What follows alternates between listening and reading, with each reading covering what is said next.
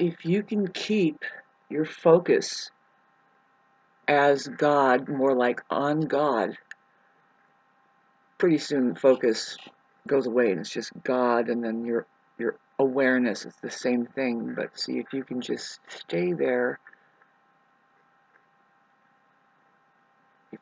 If at all you've gotten far enough from the mind at this point, now I'm talking as as humanity, part of the organism, and where we are right now, like it's a very amazing time, and I'm pretty sure it's not even the time that we could look back and say, God, remember how confused everything was and how weird it was. See, my lifetime, I'm pretty sure it's going to remain confused and weird. Next 20 years. And when Pluto moves into, what does it do next? It goes into Capricorn? No, it goes into Pisces. Really hard to tell how the planet is even going to look, you see.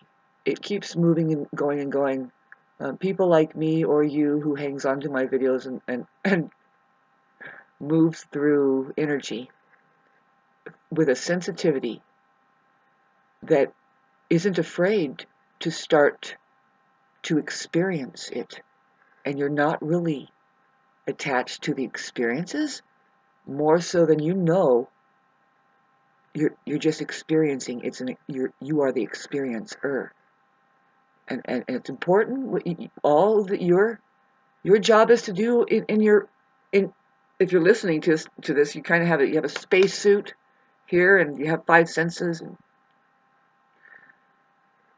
brain ball is really causing some problems based in, they call it subconscious wiring programming.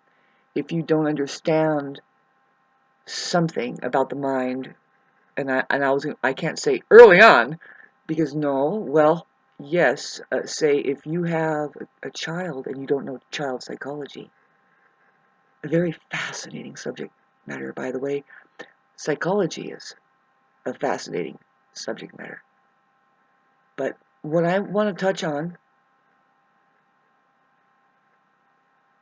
yes, is the nature of the mind, how if you do not get away from it and start your awareness level going past the mind, and then, like in a way, kind of strangling off the mind by, let's get back to just experiences, that now as an Aries rising, you see, as far as I'm concerned, if there was a philosophy to come out of all of the 12 signs, if we miss the Aries, which is the first sign, the I am, and that's all. That is all. The all is the I am. A lot of ways to misunderstand this as an ego, and everybody thinks you're an ego now just because you're an Aries. And it's like, no, I am just confident because I kick ass. Go turn on your TV and watch us. We are the athletes that pull off things that you're like, fuck, just did it. Just do it is our motto. Or sit and watch, but don't try to stop us. See, the experience is what you're looking for. Now, do you let yourself have it beyond mind, or does the mind say, maybe you should get insurance first to do this? It's like, you're gone, babe. You're gone. You're in the seats, eating popcorn, watching the superhero on the, and that image is always an independent energy. Aries is known to be dangerously independent, and when we say dangerous, babes, it's like right now, the danger for us is that we really need help. And we've done it before. We've tried to ask for help. Or maybe this is just me, but I speak for humanity. But we're done asking for help. There isn't any real help out there. You need to bite some other kind of different bullet. Hi, Jesus, did you do that? She says, yes. And please realize you're always alone. Always. You're always alone. The best friend you can be is somebody who kind of gets next to somebody and says, you notice how alone you are? Why? Because you're alone. You have a rib cage. Come on, your umbilical cord is cut. I didn't just say that you don't have a creator. That's what's phenomenal. And now getting back to conquering the mind, getting away from all of that weirdness, because you're going to have some experiences that's going to reprogram your weirdness, which is even weirder.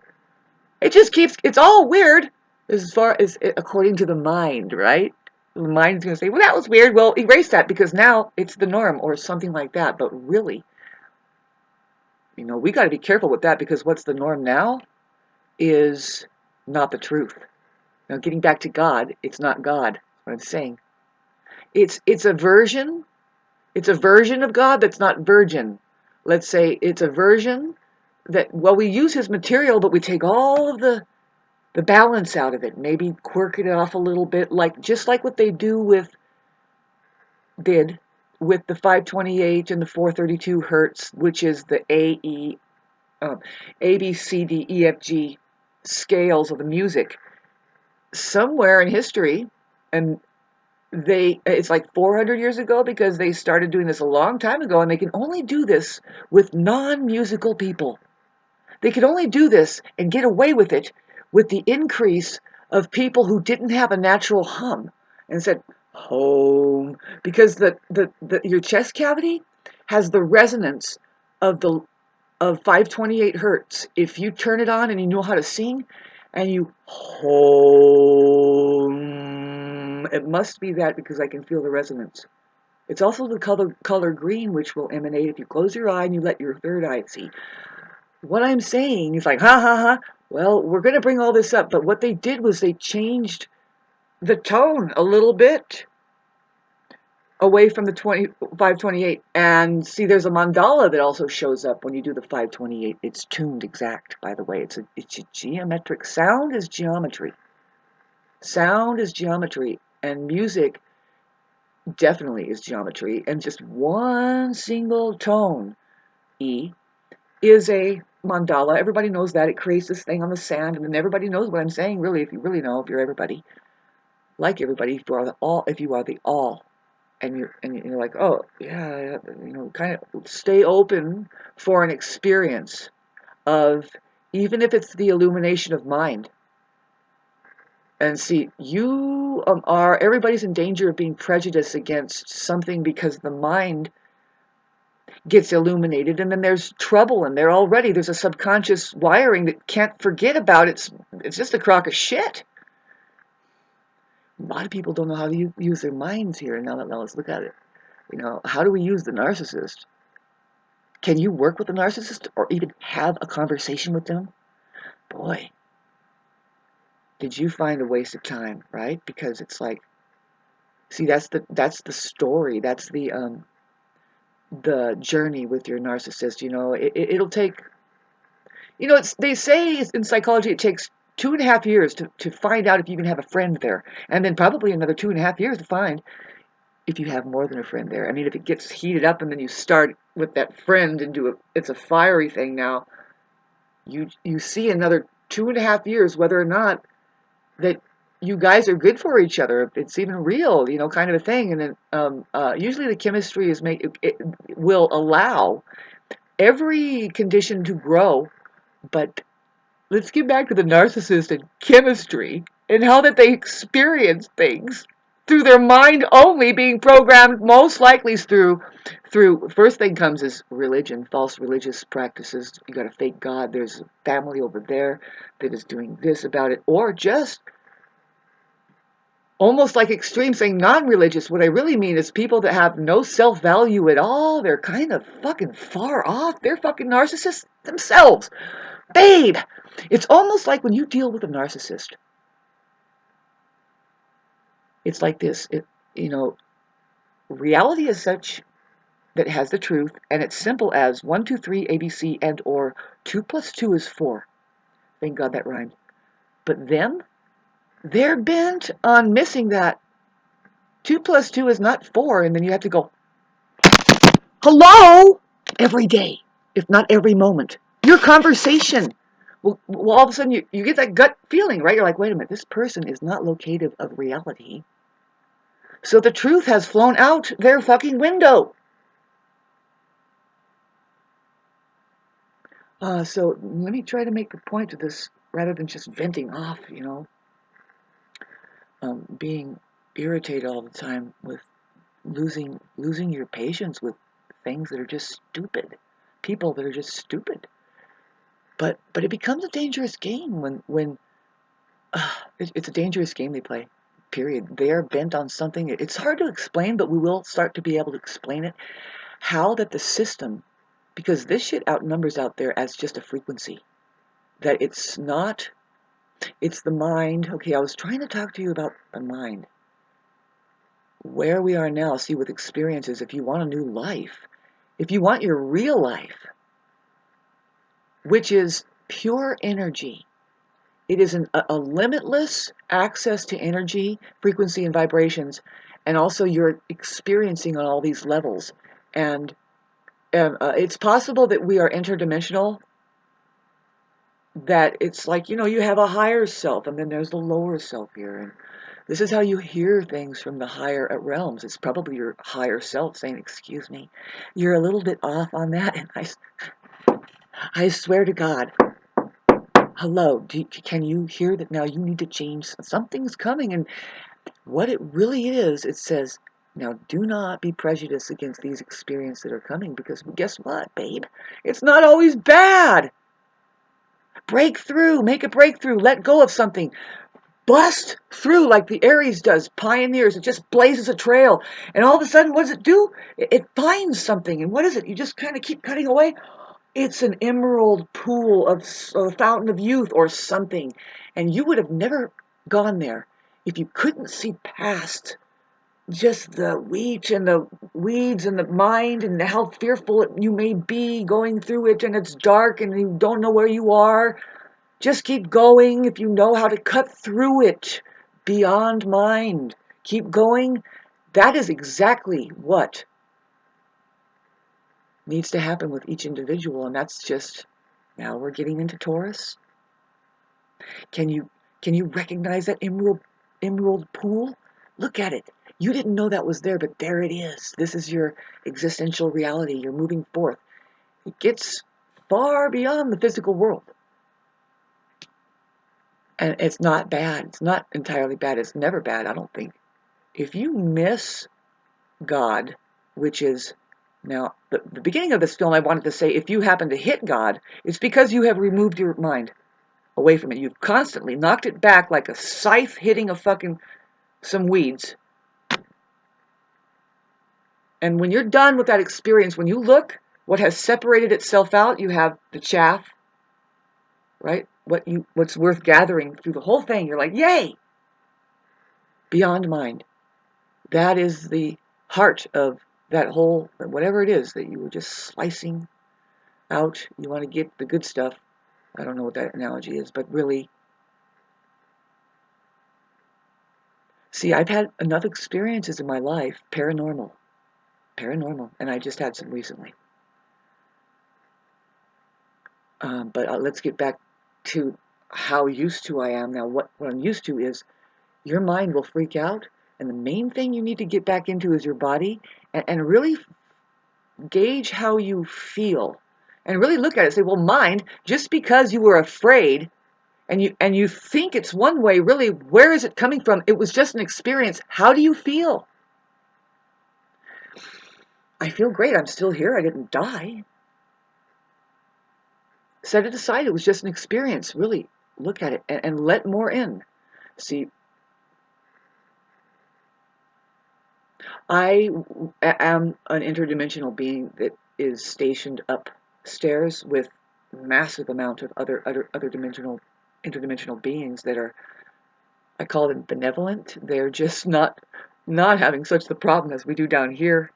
And I don't know why I ended up down here. Like it feels like so real that this is real, And that's one of the things I was going to mention before, try to bring up too before I started this, is that your mind isn't as real as I was just about to dare say your body.